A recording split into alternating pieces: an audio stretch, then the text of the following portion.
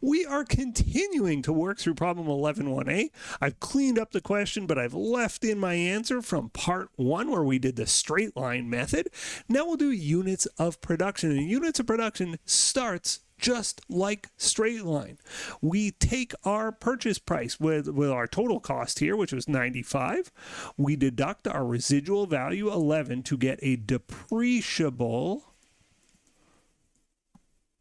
cost. So the cost of our asset 95 minus the residual value of 11, the estimated residual value or salvage value, 95 minus 11 is 84,000. That's our depreciable cost. That's the basis for our calculations. With straight line, we said, oh, it's the same depreciation for every full year. We base it on years, and we just say, okay, this is very straightforward. You know, you bought a $20,000 car. It's going to last 10 years. Take $2,000 a year. Pretty simple. Units production says, well, wouldn't it make sense if I drive the car more, if I use the car more, depreciate it more, if I drive it less, depreciate it less? That's what units of production gets at. So we sort of say, okay, how much are we using the asset? And we base our depreciation not on years, but on usage. So here we're using it for 120,000 hours according to the following expected schedule. So let's get a depreciation rate not per year, but per, in this case, hour. So we divide by 120,000 hours. We're going to get $84,000 divided by 120,000 hours, 70 cents an hour. So we estimate this asset will depreciate at a rate of 70 cents per operating hour.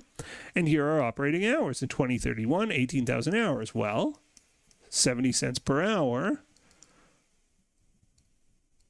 means our depreciation, our expected depreciation is 12,600. Now this is planned.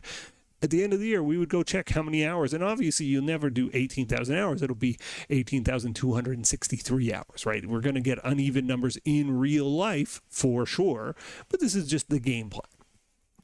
26,000 hours times 0.7, 28 times 0.7. Each of these times 0.7 is going to give us our yearly depreciation, or at least our planned depreciation for each fiscal year. 26 times 0.7 is 18,200. 28 times 0.7, 19,600. 24 times 0.7, 16,800. 16 times 0.7, 11,200. And 8 times 0.7 is 5,600.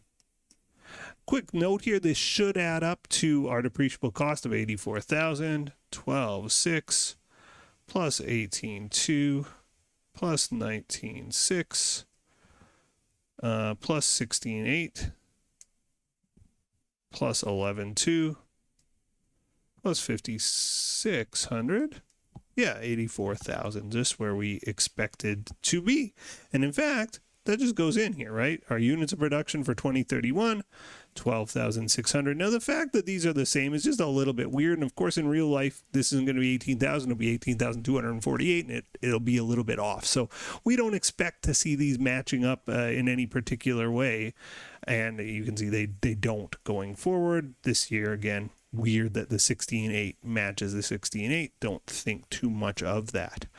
11,200, 5,600, and this does in fact add up to 84. And when we did it straight line, it did add to 84. Okay, so the big difference here, straight line says for every full year, it's the same. Keep it simple. Units of production says, well, if I use the asset more, I should depreciate it more. And you can see the year we used it the most, 2033, we depreciated the most. The year we used it the least, we depreciated the least. And it's not the same every year. So that's sort of a difference in philosophy around depreciation. These are our two, in my opinion, easier methods. We've done them.